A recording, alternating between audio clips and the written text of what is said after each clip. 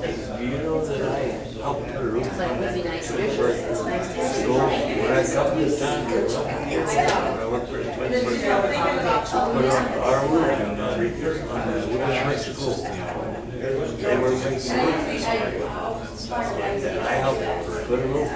Are you I'm a bear.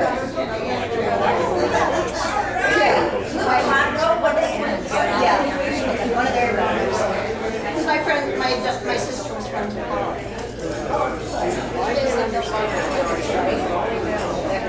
Yeah, 7 months ago, Kent State. I know. I think my cousin was. Okay, what happened? Did we have a robbery? Is somebody?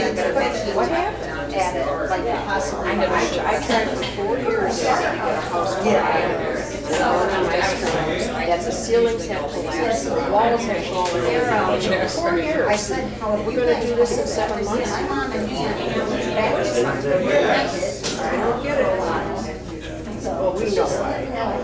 We know. I don't think so. Oh yeah, I guess they're all. They're greasy.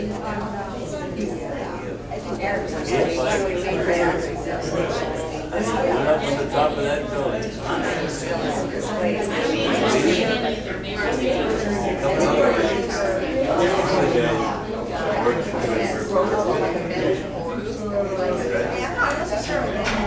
My neighbor.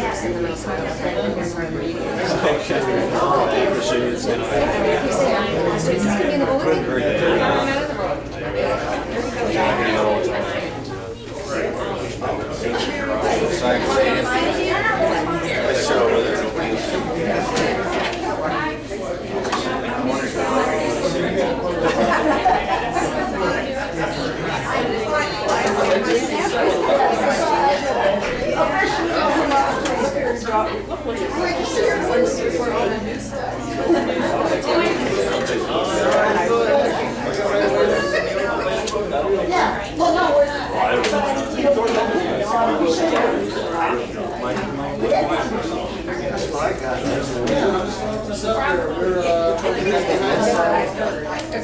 Okay, everybody, I'd like to open up our meeting here.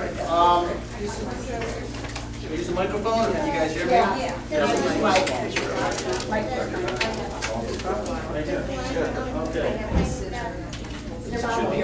Excellent. There we go. How's that? Everybody can hear me good back there?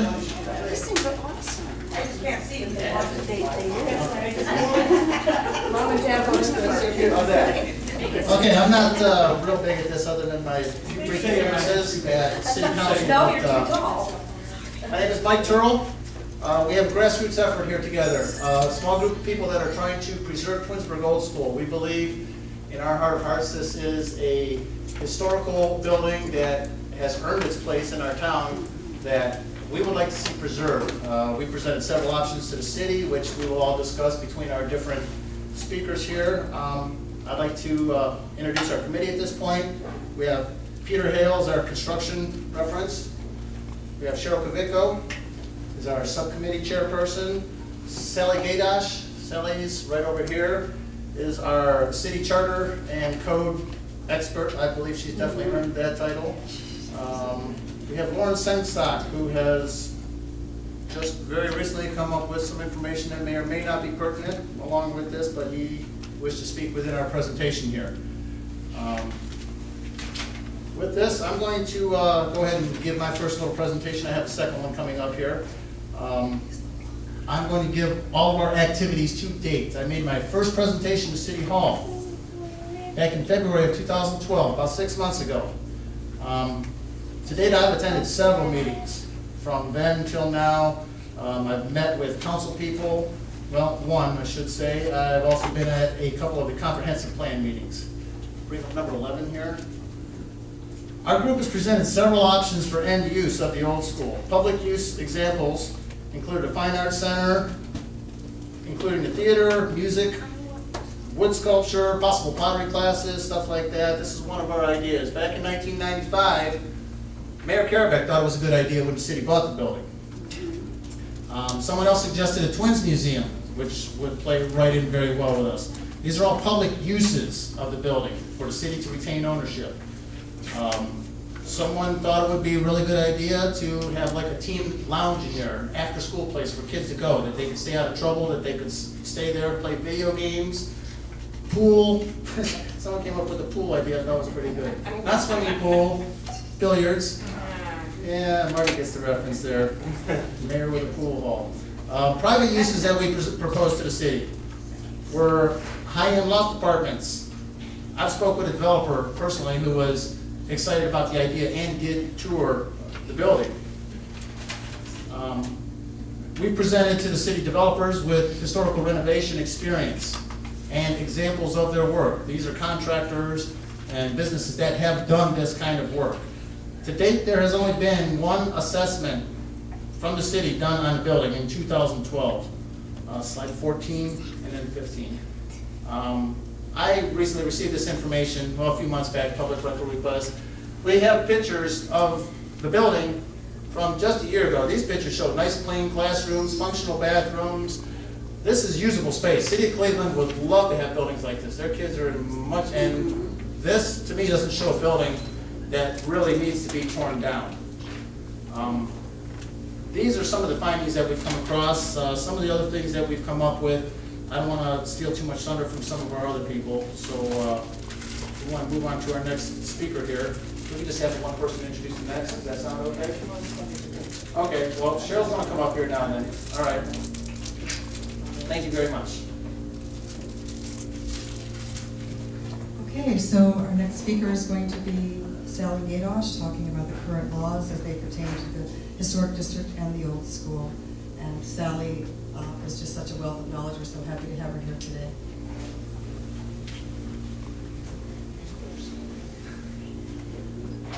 Thank you. My report probably is twofold, so I will stop with the history of the building and then decide whether or not to go on or to wait until after everybody gets to speak. On January 12, 1995, it was announced that the Twinsburg Old School would soon open as a place of education and Twin Arts Center. The plan was set in motion when the Twinsburg Board of Education convened the Old School Committee determining the fate of the school.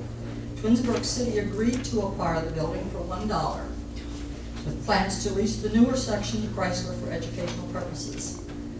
The original part of the building would debut as the Twin Arts Community Drama Center and Art Gallery, showcasing local artists. Recognizing the school's auditorium's large rooms, spacious hallways, woodworking, old light fixtures, huge windows, and plenty of storage space made it a perfect place for a theater and art gallery. It was reported that the core group, known as Twin Arts, would include members who would provide financial expertise to seek grant writing and fundraising. It was understood that the group would be getting space at no cost initially, but future renovations would be at the cost of the Twin Arts group. Collection of props and costumes began immediately, with promises for a sound and lighting equipment and paint in the works. Local artists began working on the gallery, which was to be located in the former administrative area. The group is encouraging the community to embrace their project.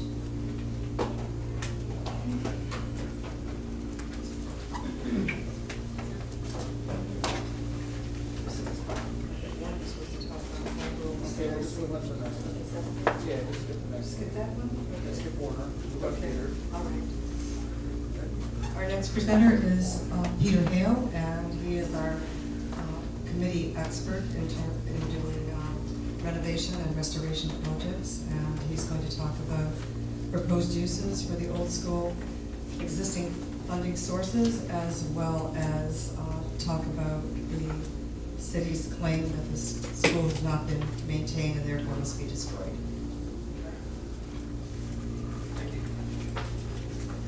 Hi. I come from a lifetime background in the construction industry. My father was a general contractor, and I started working with him when I was 11. I now work as a project manager, construction manager, and project superintendent and construction consultant. I have a lifelong interest in the construction industry and general historic preservation and renovation in particular.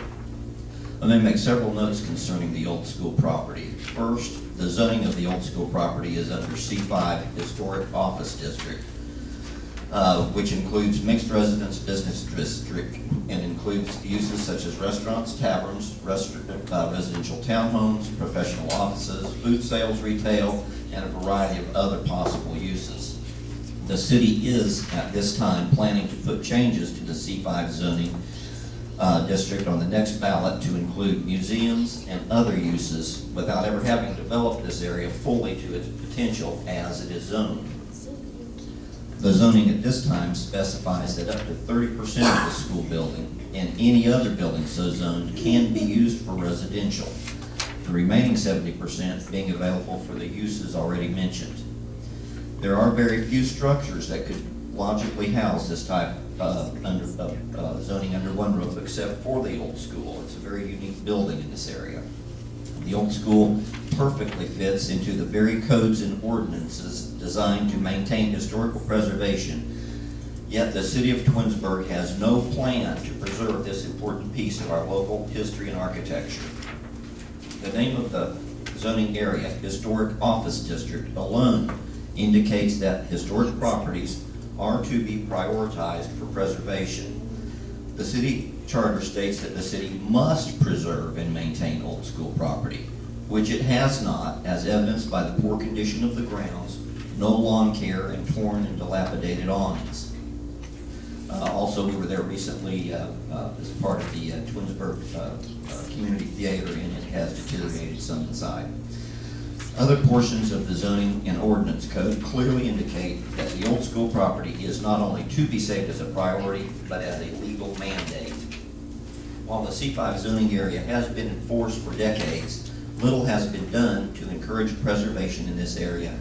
And in fact, the city's latest comprehensive plan showed a totally new downtown area, all new development with the school gone. I have worked on several historic preservation projects in Northeast Ohio, such as the Freeze and Shuley building across from the West Side Market. Do you have that, Seth? This building has a restaurant on the first floor and condominiums on the remaining floor.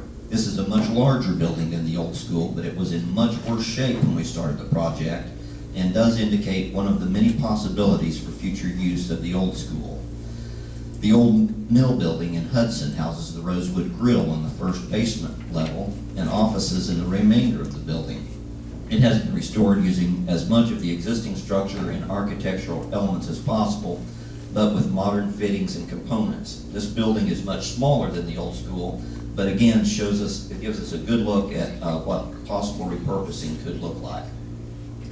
Several other uses which could be permitted and would certainly make a suitable addition to our downtown area would be family-friendly arcade, non-chain restaurant and food service, renting the existing auditorium to local acts, as well as the old gym for a permanent home for the Twinsburg Community Theater, which will be displaced to a storage area if the old school is illegally torn down. And this time, when we are more aware than ever of the green aspects and environmental impact of new construction, it seems that the city would be in the lead to show us how much greener it is to preserve and repurpose an existing building. The federal government is certainly encouraging more and more of this type of preservation, adding modern amenities like solar rooftop units, rooftop gardens, and other environmentally responsible components. We also received recently records for maintenance of the building, one including a $70,000 new roof in 1998, which is, well, certainly within the lifespan of a roof like that. I haven't gone through the rest of the records, but there is a considerable amount of money that has been spent on maintaining that building. While the city cites costs of around $4 to $8 million to refurbish the school, there are some costs that cannot be counted.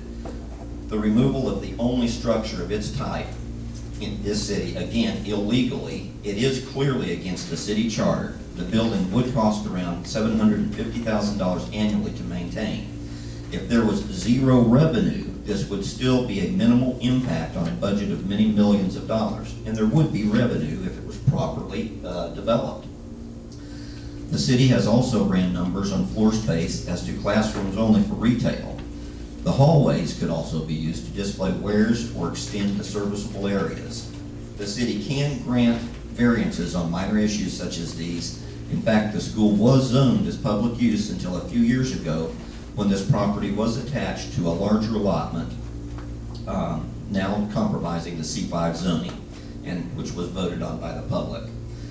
There is much more than sentimental value at stake here. It is the preservation of a very serviceable building that can be used in a variety of useful, profitable, and community-oriented purposes.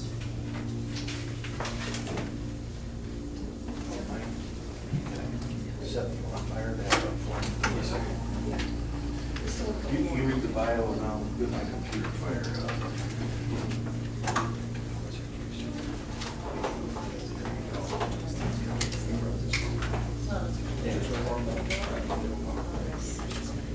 I guess this kind of segues right into our next speaker. This is Laura.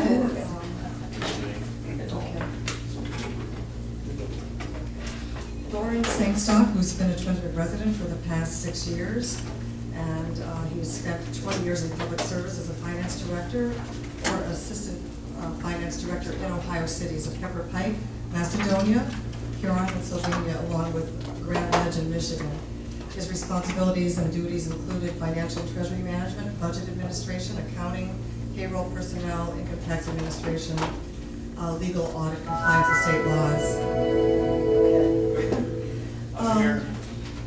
So some of his past accomplishments include the past president of the North Central Ohio Municipal Finance Officers Association, past treasurer of the Buckeye Ohio Risk Management Association for Property and Casualty Insurance Pool, and his credentials speak loudly here. He holds several degrees from Owens Technical College, majoring in accounting, banking, and financing.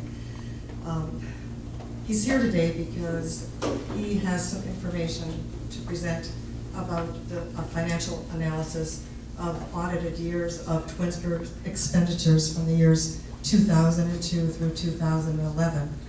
And as he continues to fire up there, one of the concerns is that the City of Twinsburg is saying that the building is now in disrepair, although we have mountains of evidence to prove otherwise. And that, from what I've read, one of the only things that where they can tear the school down right now without any approval of anybody is if the property has gone into disrepair. So I'll hand it over to Lauren, and he has all this financial analysis. Okay, good afternoon. I don't normally need a microphone with vocal cords like I have, but I'll appreciate it so I don't have to yell at you people.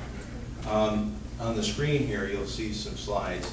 Quite honestly, I'm a retired finance director. It's what I did for my living for many years. And I was asked by some folks to take a look at the City of Twinsburg's financial condition. So usually when you look at a condition of somebody's finances in government, what we try to work around, and the term you'll see me use a lot, is called governmental funds. And governmental funds are a group of individual funds that comprise the major operations of any city in the state of Ohio. In fact, any city in the country. And it usually evolves around the general fund, and then special revenue funds like street funds, evolves around debt service funds and capital improvement funds.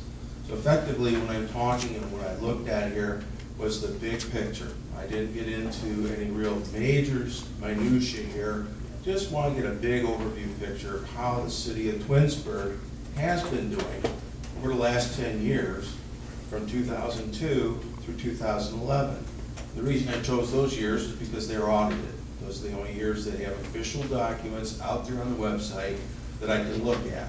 So all I did was put these numbers into various exhibits. The first exhibit I did was Exhibit A. I wanted to take all of the revenues, the expenditures, and the fund balance and put those into a moving average graph, which we'll take a look at shortly.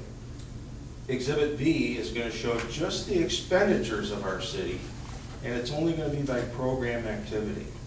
In the government realm, everybody tries to make government accounting out to be different, but quite honestly, other than the fact that it's not-for-profit versus for-profit, and one of them is intentional. That nonprofit, that's the intentional side of government. Government was designed and intended to provide services to our citizens in a cost-effective means to taxes, which, as we all know, is basically confiscation of our money for public good. But anyway, Exhibit C we'll look at is also going to show our revenues of the city, what those have been for the last 10 years. I did a Exhibit D, which is effectively, again, like I said, the details of all these years put into a spreadsheet. And then I performed certain percentage analyses to it. Exhibit E is a report of the Summit County municipalities, so I can determine an average for our county to see how our city is doing in comparison to the county. Because a lot of times it's difficult to compare your community to another community because each one can provide different services, however they're not required necessarily to, or the citizens may not want them. So the first graph, the next thing I want to show is what I found when I started looking at the audited reports. At the end of 2011, that's just about 18 months ago, the governmental fund balance of our city was $26 million. That's just a number to you folks until you start to look at it from a percentage basis and say, hey, our total annual expenditures in the city of Twinsburg, that would represent 109%, rough numbers, to what we spend annually. Effectively, the city, without practically taking in an additional tax dollar for the next year, would have enough funds to operate for a whole year. But that would not be fiscally prudent to do that. It's just an idea, and something to give you an idea. You have to look at it in relation to your county. In our county, if you add up all the governmental units like I did in Exhibit E, you'll find that the average is about 45.9%. So if you have a carryover balance at the end of the year of 45 to 50%, you're extremely healthy, just so you know. In my days in the world of government finance, if you carried 20%, the rating agencies in New York and Chicago would be dancing in the streets. If you're carrying 50%, you're extremely healthy. To carry 109% does result in about a $14 million surplus. And that surplus needs to be addressed. What are the city's plans for it? I cannot tell you. I'm just looking at the analysis today. But I can tell you this, folks.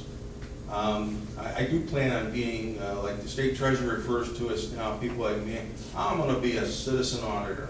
I'm going to take a look at our city. I'm independent. I have no axe to grind, not being paid one way or the other. But for an old guy like me, that's what I do. And I'm going to take a look at it. I'm going to ask the serious questions of the city, and I'm going to do it with their own numbers. Okay? Next slide.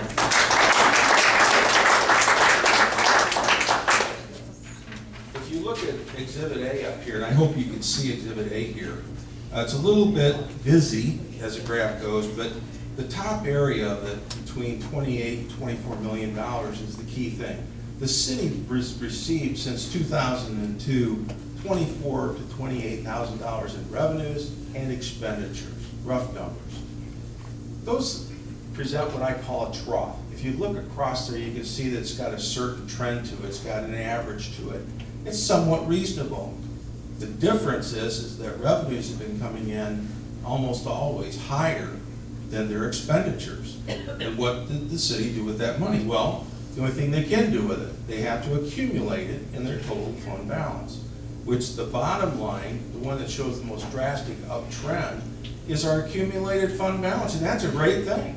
It really is. Unfortunately, the side of it is that what are you planning to do with all this money?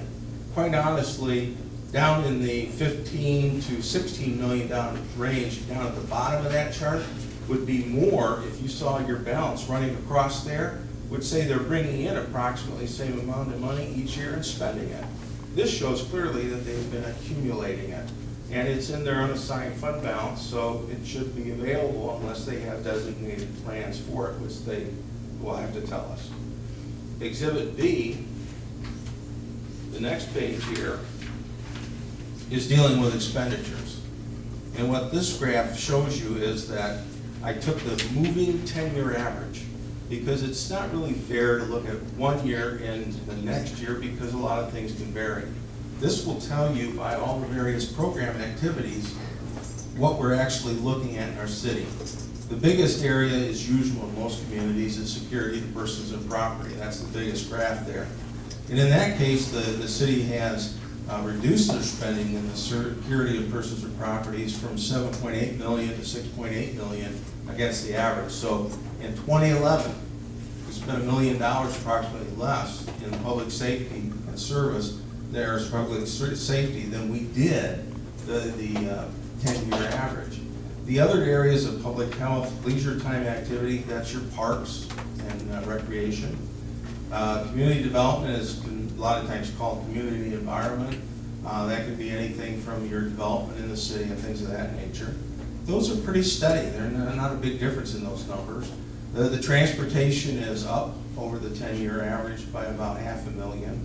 General government, which is a question I will have for the city, is they've increased that from 3.6 million to 4.8 million. That's $1.2 million. And in general government, folks, that's the council, mayor, finance department, administration, building, zoning, those are the big players. So there's a question there. Capital outlay is kind of an unusual year here. It's not really fair because in 2011 they didn't spend hardly anything in capital outlay. They spent about $900,000. On average, they spend about $3.5 million. And by their 5-year plan, they should be spending $5 million. This city, believe it or not, you've got about $180 million in assets of your city. This is big business, okay? It's not some small little village somewhere. You're a sizable city. They also increased our debt service by $1 million a year. That's another question. If you look at Exhibit C, this is the revenues, and I don't think this will surprise anybody in the room. Your revenues over the last 10 years have averaged mostly in the income tax area. That's where they're getting all of their real money from. It's ranging right now in 2012 and 2013 even higher than this, with a 0.25% increase that they were voted in 2009. That 26 million number I had at the front, that was at the end of 2011, their last audit year. At the end of 2012, and as of year-to-date 2013, that's approaching 30 million plus. So they've really got a sizable amount of money there, which leads to my conclusion. They have funds available. This committee is looking to restore the building. I think they need to address the issues of the building and not use funding as an issue to say we don't want to consider because we can't take care of it. Government, you can say you heard it here from me. Government always has money for things they want to do. That concludes my presentation.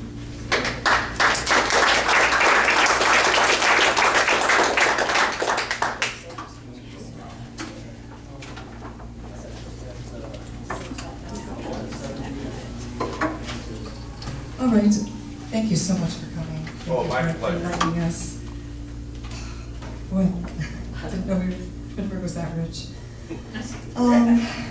So Michael is going to return to the podium and he's going to talk about all the different various Twinsburg Planning Commission's plans which that's already been addressed a little bit. He's going to talk about this 1170 issue and then I'll come up next and just talk about some of the subcommittees that we've put together, and then we'll open it up to all of you for questions and answers.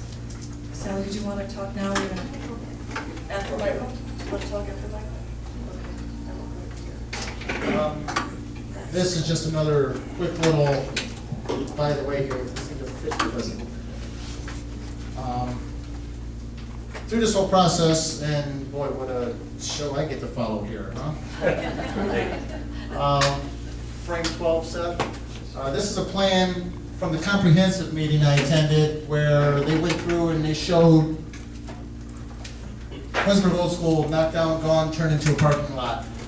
This comprehensive plan also covered all 4 quadrants of the city, they called it.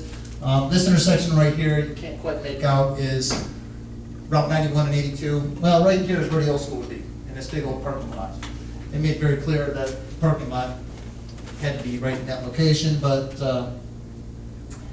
after that, after there seemed to be a little bit of a commotion going, there was an alternative plan made for the southeast quadrant on frame number 13, where they kind of got their watercolors and penciled it back in. So this is an option that the city is possibly considering.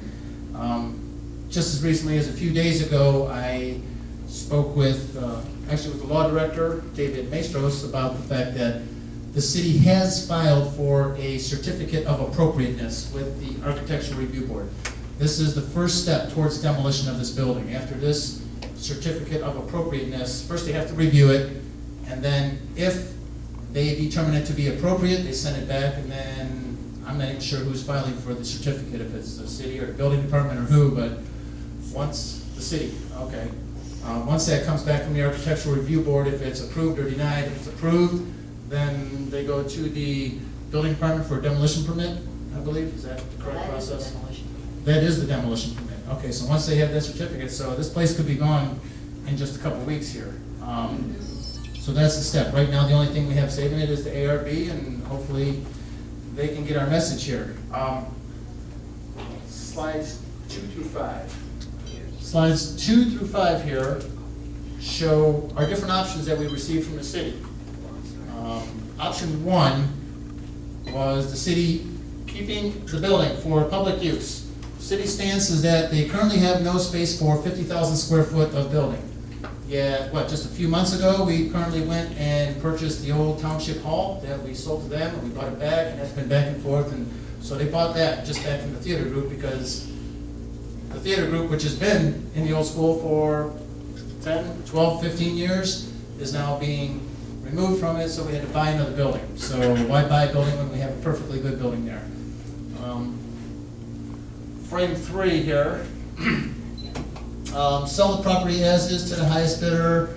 Selling the property would require the fixing of all environmental issues, the asbestos they're talking about. How many people have heard about the asbestos from the city? Everybody says, oh, it's full of asbestos, it's full of asbestos. What the other side of that is not being presented is the fact that if the building is torn down, you still have to pay for the asbestos abatement. You can't just push it all in a pile and make it go away. So you're going to pay for the asbestos, whether or not, and I'm sure Peter touched on this, but I'm just reiterating his point.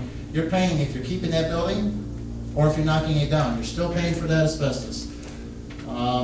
Selling to the highest bidder would result in little control. The city wants to control what's going on there. They want a big parking lot and buildings pushed right up against the street.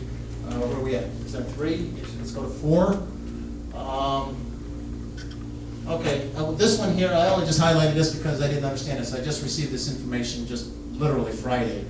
There are no historic districts in Twinsburg, and adding the property to the National Historic Register would subject it to controls which may not be desirable from the city's perspective. Yeah, listing the building, we've got almost a 100-year-old building in what is obviously a C5 historic district, and they say it has no historical significance and therefore it must go.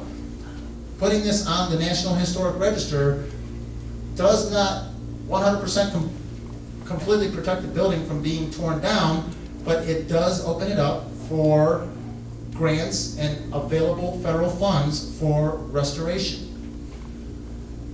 Frame 5. This is my, oh, one more, okay. Option 4, this is the direction that city's going right now. They're calling for clean the site, raise the building, use the site as a catalyst for area development. there was something in there that said for leverage. Here it is. If so to a developer, I forgot to highlight this one. If so to a developer partner, add or below marked cost, the site could be used as leverage for a commitment of more extensive coordinated development. Leverage, that's just a mean word for bullying to me, but getting back to the main point of this. Demolition and hazard mitigation, that's the asbestos removal. It's going to cost between $300,000 to $500,000 is what the city estimates to make that an environmentally safe, clean site. Value of the cleaned, developable, that's a hard word, area of a cleaned lot is worth $1 million. After we spent $300,000 to $500,000 to get it as a clean lot with a net profit to the city for $500,000. To me, to sell this prime building in a prime location that does embody the history of our city for $500,000 when we have a $20.6 million budget, that's just I would just as soon keep the building for that much money. They say something that this building is not of historic significance. Why are they selling little placards in the Historical Society? Tell me that this building is not of historical significance to anyone here that spent any time in that building. To my kids who are 8, 10, and 12 years old who were in that building rehearsing for their play, they're going to remember that place for the rest of their lives. Just because the ARB says this building is not historically significant, does that mean that it's not to anyone else? I'm going to kind of, should I touch on 1170? Did we touch on that? And then I'm going to wrap up because we're going to take questions from the audience at the very end, and we're going to do this very soon here. 1170, the intent and purpose is to safeguard the heritage of Twinsburg and foster a sense of community, to seek alternatives to demolition or incompatible alternations with the city and listed properties before such acts were performed. Next one. Keep coming on until we get to the highlighted section, because there's Mr. Carraway's thing. That's all we have? Yeah. Okay. I thought we had something in there with the actual, I have it in my files, but 1170 basically states that a building that is of 50 years of age or older is considered historic and must meet one of the 3 other criteria. That it must be done by a notable architect. My grandfather laid brick on that building, that's notable to me. Just found that out last week. It must have a historical significance within the community, or a historical person. That's, to me, is almost a matter of opinion. To me, is it significant in this town's history? Yes. To people that have lived here forever, to people that have lived here for less than 10 or 15 years, absolutely the same thing. This is what we are trying to do. We presented all of this to the City Hall. We have gotten very little in response back. It seems that everything is falling in line from one person to the next to the next. What we really need is we need voices to be heard down at City Hall. We need phone calls to your to your council person, emails.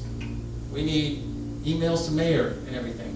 So it doesn't really matter what I think or any of these other people on the committee. It doesn't really matter what City Hall's opinions are. What really matters is what the voting public here thinks of this whole thing. And if this is something that we want to save and we want as a part of our town, we have to stand up and say so. Thank you very much. Yes? Well, I'm the techie in the group. My name is Seth Hale, for those that don't know me.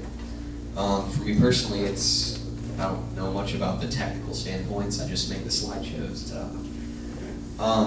But anyways, to me, it's heritage.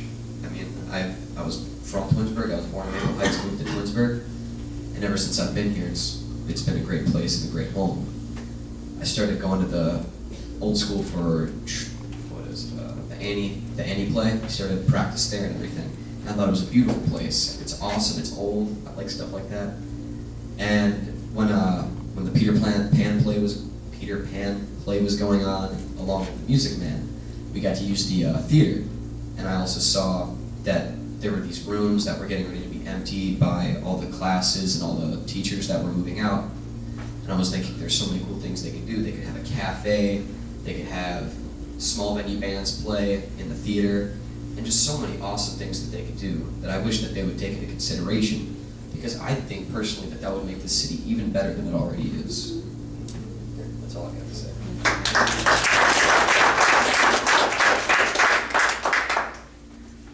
Well, I'm going to talk about our subcommittees, but I first wanted to say, first of all, this is something, we have people from all ages, and half the people on our committee didn't even go to this school. A lot of the pushback that Michael's gotten has been, yes, this is an emotional issue for you, blah, blah, blah. It's not just an emotional issue for Michael. We have actually steamrolled just about everything in Twinsburg.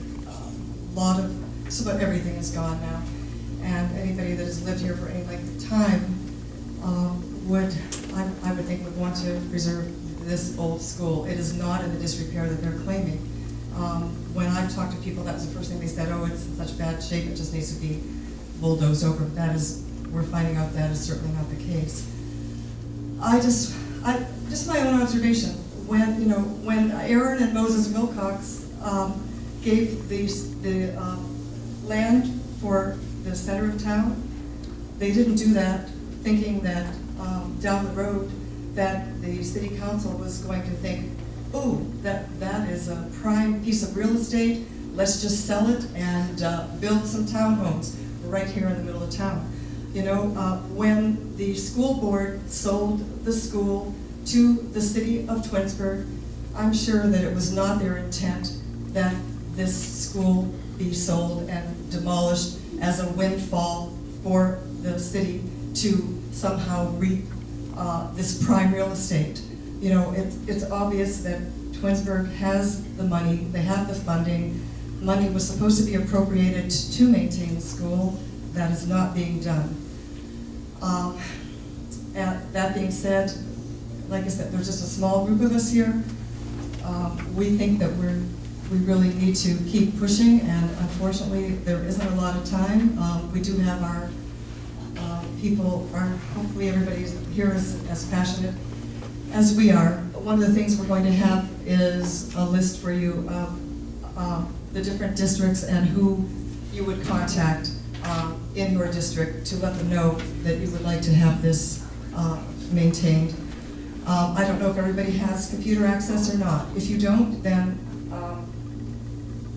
the phone numbers are also listed on here, and we're going to pull this up. Everybody's email address, if you